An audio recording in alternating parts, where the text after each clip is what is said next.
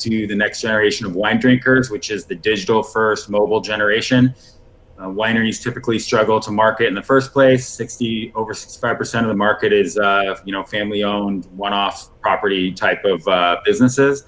So they're trying to make great wine, and they're focused on running their business, and marketing's kind of like the leftover piece that they need help with, especially with the new digital age. So I saw the white space there, got connected with a great white label app solution in Skylab apps, and it was a great synergy. We started the process about a year and a half ago. We launched testing about a year ago.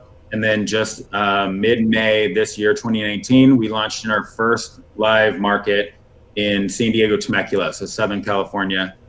And we're culminating that launch with a wine and music festival, Waterfront Park, San Diego, next Saturday. Okay. What do you attribute the almost record time near sellout, and it probably will sell out when it's all over and done with, but what do you attribute the attraction to you in such a fashion that you can go on and make this a template and move from city to city? How did you create something that's so appealable to everybody? Yeah, so you're talking about the Blended Wine Festival, right? Yes. So it's a really funny evolution. Actually, we kind of fell into to hosting this festival. So when we had our initial go-to-market strategy after testing the app and determining what users and wineries needed from the app in different markets around the world, we tested in Spain, Australia, all over North America, Mexico. We decided during our go-to-market strategy that we were going to launch in our home region, our backyard. We were going to own this area, and we were going to try to saturate this area with app users, with sponsors. And really take that Uber approach of owning they owned San Francisco first, and then they expanded out and then went global, obviously. So we were really going for that approach. And in the beginning, we kind of earmarked, okay, we think it's going to take 3 to 4 months to really gain traction in this region and show some revenue and some user base upticks, et cetera. So at the end of that 3 or 4 months, why don't we do a little celebration, live event, ticketed event with all the partner wineries there, and bring out a bunch of users and just get a nice big spike in user education, in engagement, et cetera. But at first, that culminating event, so to speak, was really just going to be a collection of 40 wineries behind a tasting table in some ballroom in a Holiday Inn. And we were going to charge, $25, and you come in and you taste a bunch of wines and you hang out with a bunch of winos and you learn how to use the app, et cetera. So I hired a live event coordinator to kind of oversee it.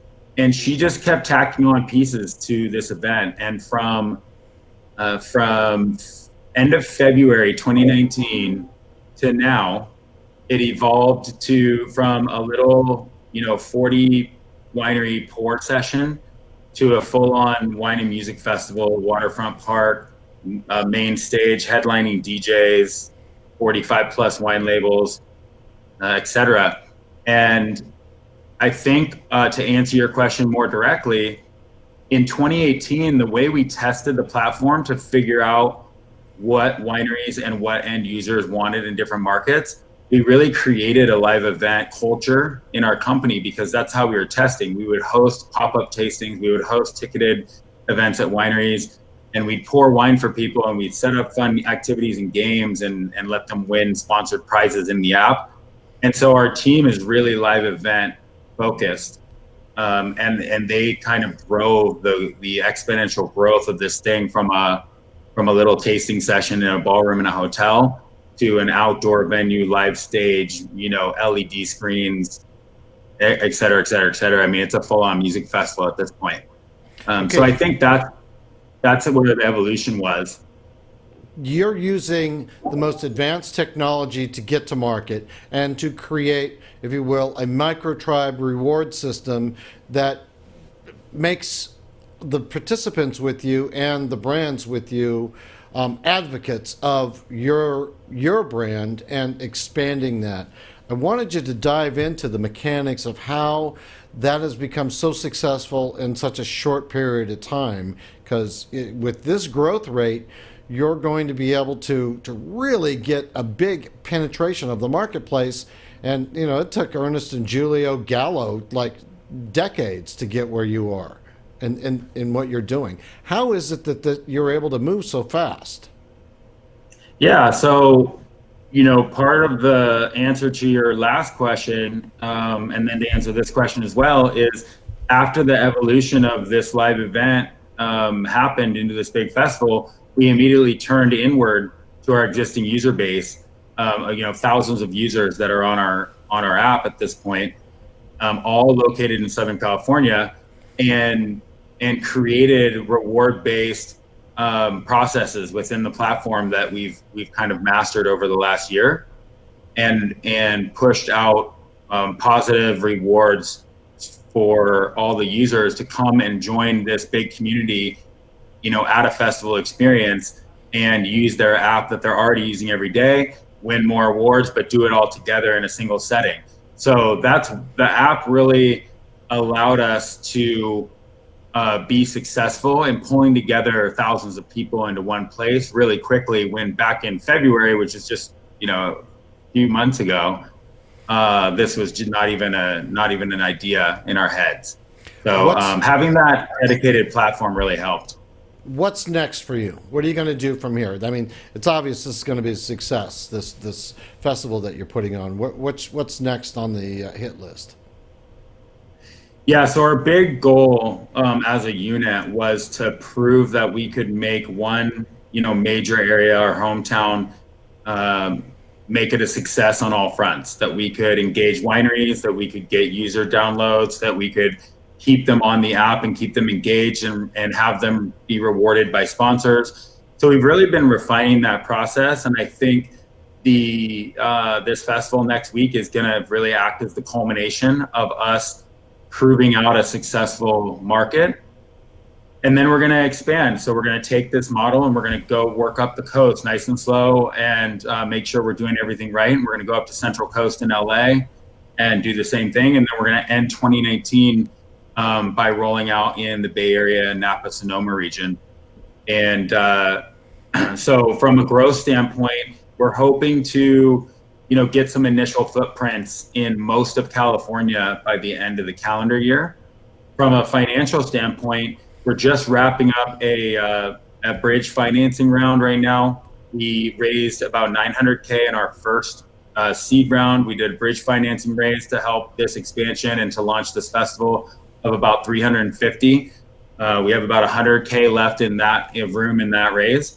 And then I'm actually leaving on a roadshow for most of August, hitting Chicago, New York, San Francisco, and Memphis, Tennessee, actually, where most of our investors are, oddly enough. And we're launching our Series A raise. So we'll be floating around that term sheet through August and into September. On the Series A, what are you going to do with the money? Where are you going to put it, and how is that going to impact the growth of your company?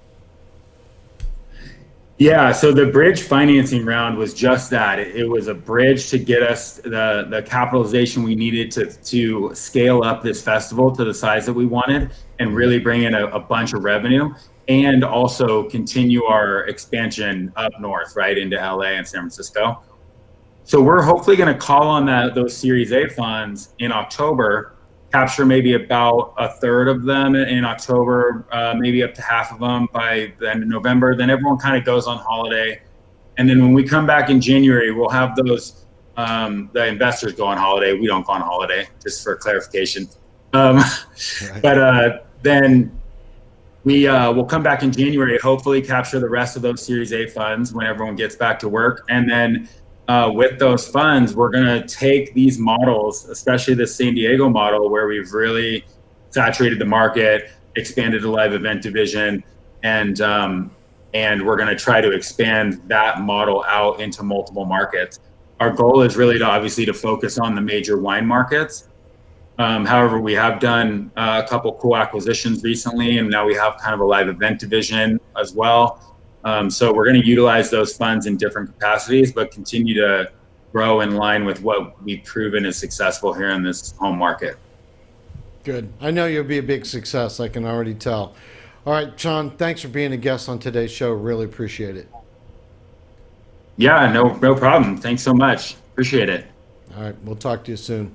All right, you've been watching CEO Money with Michael Yorba. Thanks for joining with us. Like us on Facebook, follow us on Twitter, and subscribe to our YouTube channel.